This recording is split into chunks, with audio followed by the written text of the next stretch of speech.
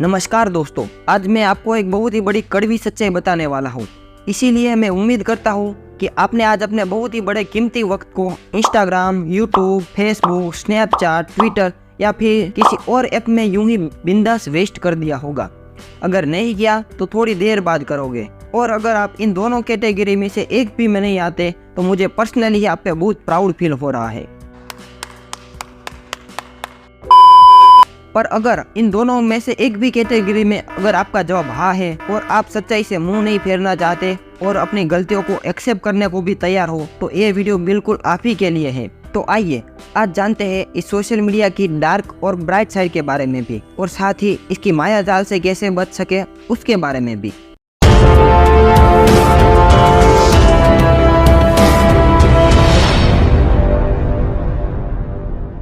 दोस्तों, हमें बचपन से ही हर चीज में आगे रहना सिखाया जाता है, फर्स्ट आना सिखाया जाता है, जो कि एक अच्छी बात भी है। लेकिन दोस्तों, मेरे ख्याल से हर चीज में आगे रहना अच्छा नहीं है। एग्जाम्पल के तौर पे हमारे देश की पॉपुलेशन, हमारे देश के pending cases, global terrorism index में हमारा स्थान, और सबसे इम्पोर्टेंट है दिखावा करने में। इंटरनेट यूजर के मामले में भी हम वर्ल्ड में चाइना के बाद दूसरे नंबर पर है, पूरे 692 मिलियन यूजर के साथ। पर फिर भी हमारे देश की आधी जनता अभी भी इंटरनेट यूज नहीं कर रही। तो एक अच्छी बात है या नहीं वो तो मैं नहीं जानता, आप लोग डिसाइड करना। लेकिन इन इंटरनेट यूजर के बारे में मैं कुछ आपको फैक्ट बताना चाहता हूँ। डेटा रिपोर्टर के मुताबिक सबसे ज्यादा इंस्टाग्राम यूजर, फोर्ब्स के मुताबिक सबसे ज़्यादा Facebook user, global media insight के मुताबिक सबसे ज़्यादा यूट्यूब यूज़र, डिमांड सागा के मुताबिक सबसे ज़्यादा व्हाट्सअप यूज़र। इन सब में हम इंडिया वाले पूरे वर्ल्ड में पहले नंबर पे हैं। मतलब कि जिन देश ने ये एप्लीकेशन बनाई है, हम उनसे भी ज़्यादा उनकी प्रोडक्ट यूज़ कर रहे हैं। यही नहीं, अभी और सुनिए। टॉक्स घना के मुताबिक टॉप पोर्न वॉचिंग कंट्री में भी हमारा देश छठे पायदान पर है। पहले नंबर पे है भुक्खड़ पाकिस्तान। रहा नहीं जाता, तड़प ही ऐसी है ना। चलो, ऑनलाइन गेमिंग खेलने में तो हम इंडिया वाले नंबर नहीं लाए। हम इंडियन एवरेज पर डे का 194 मिनट स्पेंड करते हैं सोशल मीडिया पे, और अगर इसमें OTT प्लेटफॉर्म और ऑनलाइन गेमिंग का पर डे का टाइम ऐड कर दिया जाए तो ये नंबर कुछ इतना बड़ा हो जाएगा। ये तो कोई सिर्फ मोबाइल डिवाइस की बात, कंप्यूटर और टैबलेट वालों का एवरेज स्क्रीन टाइम है 193 मिनट पर डे। हमारे देश की करीब 53% आबादी 13 से लेकर 44 के बीच के एज ग्रुप की है, और यही यूथ हमारे इंडिया का फ्यूचर है। यानी कि ये सब वो लोग हैं जो देश को एक नए मोड़ पे ले जा सकते हैं। ये यूथ इंडिया को बड़ी से बड़ी कामयाबी हासिल करवा सकता है, बस वो इस सोशल मीडिया और स्मार्टफोन की माया जाल से बच के रहे। ये सब सुनने के बाद शायद आप भी यही कहोगे, तौबा तौबा तौबा, सारा मूड खराब कर दिया। पर दोस्तों, यही सच्चाई है जिससे हम मुंह नहीं मोड़ सकते। अब आप लोग ये तो नहीं सोच रहे कि हमारे देश की इतनी सारी आबादी है, ऐसी छोटी मोटी बातें तो होती रहती है, इससे देश पर और समाज पर क्या ही इम्पैक्ट पड़ेगा। रुको जरा, सब्र करो, क्योंकि थोड़ी ही देर में मैं इस पूरे जमले की डार्क साइड के बारे में आपको बताऊंगा। लेकिन डार्क साइड के बारे में जानने से पहले हमें यह जानना जरूरी है कि हम क्यों इन सब के एडिक्ट हो जाते हैं, हम क्यों सोशल मीडिया और स्मार्टफोन को इतनी प्रायोरिटी देने लगते हैं। सोशल मीडिया की ज़्यादा डिपेंडेंसी और एडिक्शन किसी अल्कोहल और ड्रग एडिक्शन के जितने ही बुरी है। ये कहा है ली हेल्थ फाउंडेशन के vice president and medical director Paul G Simon ने।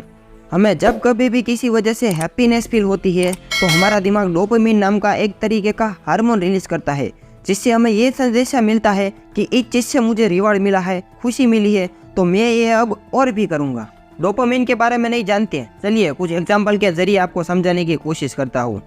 पहला, एक छोटा सा बच्चा है जिसके पापा बाहर गए हुए हैं काम की वजह से, और वो जानता है कि जब उसके पापा आएंगे तब उसके लिए चॉकलेट लाएंगे, तो उसको अभी से ये सोचकर ही खुशी फील होने लगेगी, और जब सच में चॉकलेट मिल जाएगी तो ये खुशी और भी बढ़ जाएगी।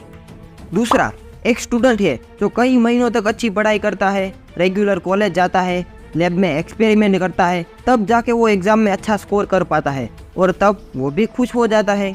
तीसरा, एक व्यक्ति है जो किसी कंपनी में जॉब कर रहा है, पूरे महीने 8 से 12 घंटे तक कड़ी मेहनत करता है, तब जाके उसको पहली तारीख को सैलरी मिलती है और वो भी खुश हो जाता है। अरे कहना क्या चाहते हो? अब आप कहोगे इसमें बुराई क्या है, हमारा खुश रहना भी कब से प्रॉब्लम होने लगा। तो दोस्तों, खुश रहने में कोई प्रॉब्लम नहीं है, बल्कि डोपामिन तो हमारे ह्यूमन नेचर का एक हिस्सा है जो हर एक इंसान में पाया जाता है। इस पहले वाले केस में जो बच्चे को चॉकलेट मिलने से पहले खुशी हो रही थी, तब धीरे धीरे डोपामिन लेवल इंक्रीज होता है और जैसे ही चॉकलेट मिल जाती है ये लेवल पीक पर पहुंच जाता है और चॉकलेट खा लेने के बाद ये धीरे धीरे डोपामिन लेवल कम होने लगता है। दूसरे दिन उसके पापा फिर चॉकलेट लाते हैं, वो बच्चा फिर खुश होता है। ऐसा कुछ दिन चलता रहता है। फिर उस बच्चे को उस चॉकलेट में या फिर उस एक चॉकलेट से इतनी खुशी नहीं मिलती जितनी उसको पहले दिन मिली थी। फिर उसको उतनी ही हैप्पीनेस के लिए और भी ज़्यादा रिवार्ड चाहिए होता है। यही हाल होता है दूसरे और तीसरे केस में भी, लेकिन पहले केस में बच्चे को रिवार्ड बहुत ही जल्दी और बिना मेहनत के मिल जाता था, जबकि बाकी दो केस में रिवार्ड काफ़ी मेहनत करने के बाद और लंबे समय बाद मिलता था, इसलिए वो हमारे लिए प्रॉब्लम क्रिएट नहीं करता। ये सोशल मीडिया भी हमारी ज़िंदगी में ये पहले वाले केस की तरह ही खुशी लाता है, इंस्टेंट और बिना मेहनत किए। जब हम सोशल मीडिया यूज़ करते हैं, हम नए नए वीडियो देखते हैं, फोटोज़ देखते हैं, में non veg jokes, pornographic content या फिर पोर्न, ये सब देखते हैं, जिससे हमारे दिमाग में डोपामिन रिलीज होता है और हमें खुशी मिलती है। अब हमारा दिमाग इस खुशी को और पाने के लिए हमें ज़्यादा सोशल मीडिया और फ़ोन का यूज़ करने के लिए कहेगा, और हम भी यही करेंगे। हम पहले से भी ज़्यादा सोशल मीडिया यूज़ करेंगे और ज़्यादा डोपामिन रिलीज होगा और खुशी मिलेंगी। हम अपनी पोस्ट अपलोड करेंगे तो बार बार उसकी लाइक और कमेंट चेक करेंगे। कोई भी नोटिफिकेशन आएगी तो हमारे चालू काम को छोड़कर झट से मोबाइल हाथ में लेकर फिर से उसमें खो जाएंगे। अब पिछली बार की लाइक से हमारा जी नहीं भरेगा, हमें और लाइक्स चाहिए होगी और सोशल मीडिया यूज़ करना पड़ेगा और ज़्यादा शॉर्ट रील ये सब देखना पड़ेगा पहले जितनी खुशी पाने के लिए, और धीरे धीरे करके हम इस चीज़ के एडिक्ट हो जाएंगे और इसे ही कहते हैं डोपामिन लूप। तो ईट फिर रिपीट क्योंकि इसमें इंस्टेंट रिवार्ड मिलता है और वो भी बिना मेहनत किए, इसलिए धीरे धीरे करके ये डोपामिन लूप हमारे लिए बहुत भयानक रूप ले लेता है। अब मैं आपको इस टॉपिक के डार्क साइड के बारे में बताऊं, उससे पहले आपको रिमाइंड कराना चाहूँगा कि आपको अपनी नेगेटिविटी को एक्सेप्ट करना पड़ेगा, क्योंकि जब तक हम प्रॉब्लम को एक्सेप्ट नहीं करते हम सॉल्यूशन नहीं ढूंढ पाते। हम धीरे धीरे करके इस लूप में इतने फंस जाते हैं कि हम रियल लाइफ और रियल लाइफ में फ़र्क ही नहीं कर पाते। हम अपनी real life problem, school college की जिम्मेदारी, हमारे काम की जिम्मेदारी, फिजिकल और मेंटल हेल्थ की जिम्मेदारी, इन सब चीज़ को लेकर एकदम ही बेपरवाह हो जाते हैं। यूएसए के एक सर्जन जनरल डॉक्टर विवेक मूर्ति ने इसको लेकर एडवाइजरी भी दी है कि जो टीनेजर दिन के 3 घंटे से भी ज़्यादा सोशल मीडिया यूज़ करते हैं उनमें दुगनी रिस्क पाई जाती है डिप्रेशन, एंग्जाइटी जैसी पुअर मेंटल हेल्थ कंडीशन की। हमारे शरीर और दिमाग को करीब 7 से 8 घंटे की एक अच्छी नींद की ज़रूरत होती है न्यूरोलॉजिकल डेवलपमेंट के लिए। हम सोशल मीडिया के चलते वो भी नहीं दे पाते। अकॉर्डिंग टू यूनिसेफ 15 से 24 साल के बीच के हर 7 में से 1 इंडियन नौजवान आज डिप्रेशन में है। उनमें किसी भी काम को लेकर अपने आप पर ही भरोसा नहीं है, आत्मविश्वास की कमी है, वो अपना काम और स्टडी भी प्रोडक्टिवली नहीं कर पाते। कुछ लोगों को तो सोशल मीडिया पे दूसरों का शरीर और रूप रंग देखकर अपने शरीर और रूप रंग से नफरत होने लगती है, जबकि वास्तव में वो बहुत ही अच्छे होते हैं। बहुत ज़्यादा सोशल मीडिया यूज़ करके हम रियल वर्ल्ड में लोगों के साथ कंफर्टेबल फील करने में दिक्कत महसूस करते हैं और दूसरों के साथ हम आसानी से कनेक्ट भी नहीं कर पाते। सोशल मीडिया पे दिखाया जाता है एक लड़का और लड़की मिलती है, दोनों में दोस्ती होती है, प्यार होता है और शादी भी हो जाती है, पर असल जिंदगी में ये सब इतना आसान नहीं है और होना भी नहीं चाहिए। किसी भी लड़के या लड़की की सोशल मीडिया प्रोफाइल देखकर उसके प्यार में नहीं पड़ना चाहिए। रियल लाइफ में उसके अंदर की खूबियाँ और वैल्यूज देखनी चाहिए। लेकिन हम आज ऑनलाइन गर्लफ्रेंड बॉयफ्रेंड बनाने में इतना आगे निकल चुके हैं कि हम अपने पेरेंट्स और फैमिली मेंबर की भी एक नहीं सुनते। हमें सिर्फ वही सच लगता है जो सोशल मीडिया पे हमें दिखाया जाता है।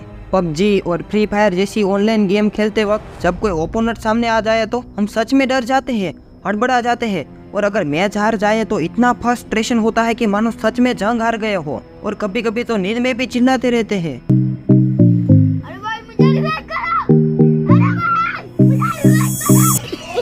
मुझे रिवाइव करो। और अगर अस्पताल में भर्ती किया जाए तो वहाँ पर भी हमारे पॉलिटिकल ओपिनियन में भी सोशल मीडिया का बड़ा हाथ है। हम अगर लेफ्ट विंग की पोस्ट लाइक करेंगे तो हमें लेफ्ट विंग की ही अच्छी पोस्ट और वीडियो दिखाए जाएंगे, और अगर राइट विंग की लाइक करेंगे तो उसकी।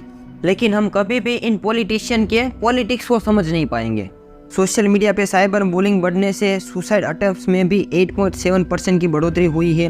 ऑनलाइन पोर्नोग्राफी भी एक कारण है हमारे इंडिया में रेप केसेस बढ़ने में। और इतना ही नहीं, छोटी छोटी बातों पे और बेवजह गुस्सा होना, लोनलीनेस, एंग्जाइटी फील होना, प्रॉब्लम से भागना, अपनी मनमानी करना, काम में मन नहीं लगना, साइबर बुलिंग, हरेसमेंट, तंबाकू अल्कोहल का एडिक्ट हो जाना, ये सब तो बहुत ही आम प्रॉब्लम हो जाते हैं।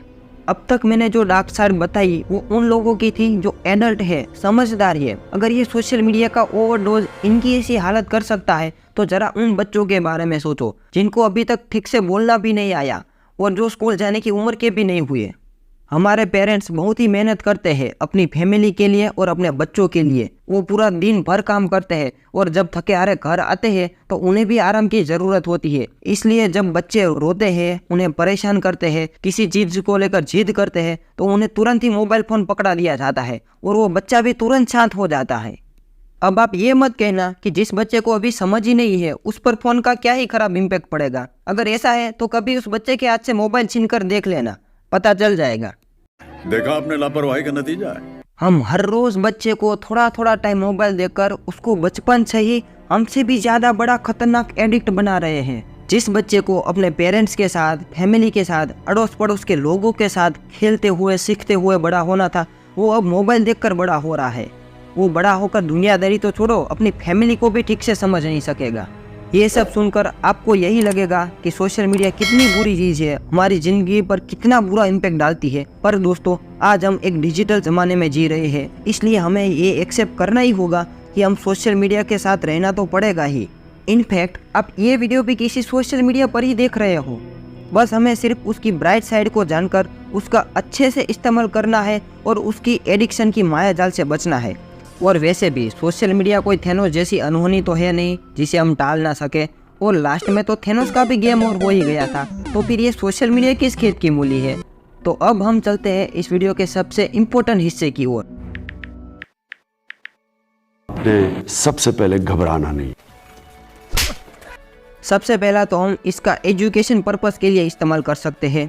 आपको कई ऐसे एग्जाम्पल मिल जाएंगे जिसमें बच्चे किसी अच्छी एकेडमी में पढ़ाई करने नहीं जा सकते थे ज़्यादा फीस के कारण, तो वो घर पर ही ऑनलाइन यूट्यूब और गूगल से पढ़ाई करते हैं और कई एग्जाम क्लियर कर देते हैं और कभी कभी तो गवर्नमेंट जॉब भी हासिल कर लेते हैं।